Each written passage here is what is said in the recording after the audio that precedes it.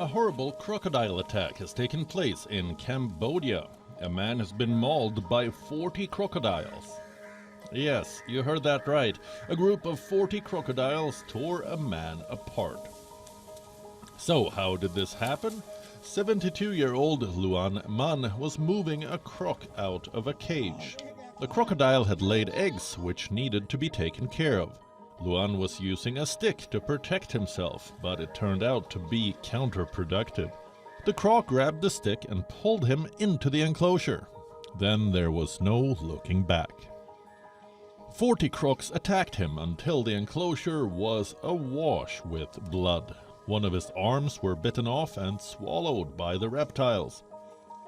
Luan Man was the president of the Crocodile Farmers Association.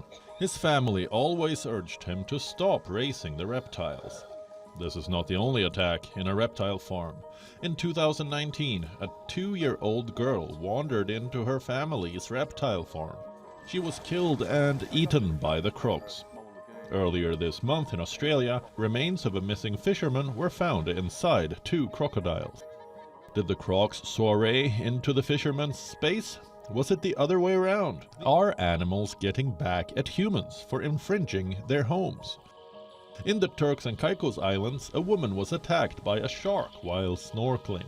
The 22-year-old had a leg bitten off in the attack. Here's another incident. A group of killer whales damaged a boat, which soon sank. Studies show that there have been 505 orca attacks since 2020. Scientists haven't been able to explain such behavior. Could this be a sign for humans to back away from dominating the seas? Have animals had enough of their territory being invaded? On a normal day, Jose Viator's restaurant looks out onto one of Martinique's pristine white beaches. On a normal day, his business is thriving, and the air doesn't smell like rotten eggs. Sargassum is the hardest challenge for us. Every year we are forced to close our business because of the gas. There's just no way we can serve customers under these conditions. It started in 2011.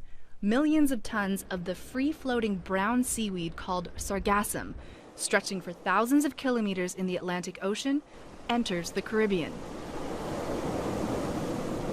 It chokes coves and blankets beaches, and as it rots, it releases toxic gases like ammonia and hydrogen sulfide.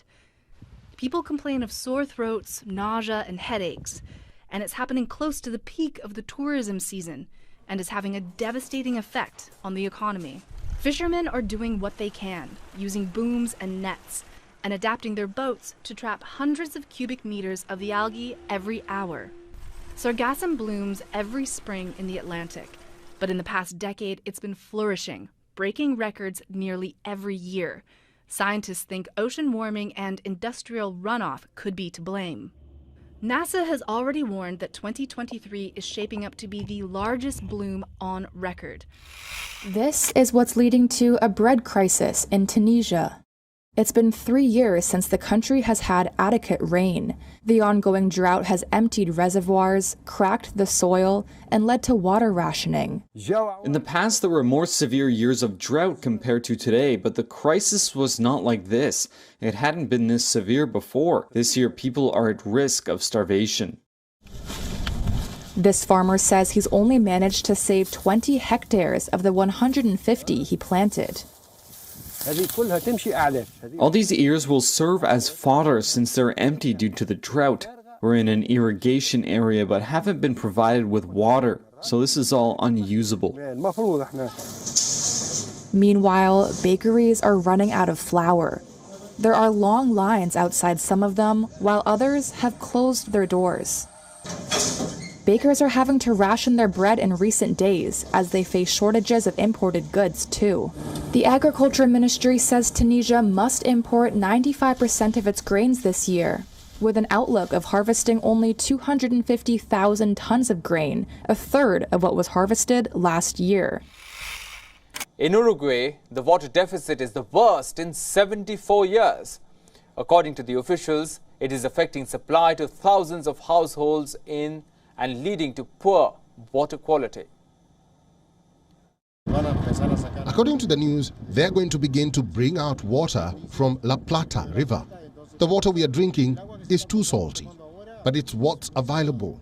There is nothing else. Water levels in the Paso Severino Reservoir, which serves more than half of Uruguay's 3.5 million people, is at historical lows. According to the state water company, the reservoir currently is at 10% of its capacity. And the latest data shows that it has around 6.2 million cubic meters of water, which is a far cry from the 60 million monthly average. Dwindling reserves of fresh water in the country's main reservoir forced the public water company to mix supplies with water from the River Plate estuary, resulting in unusually high levels of sodium and chlorides.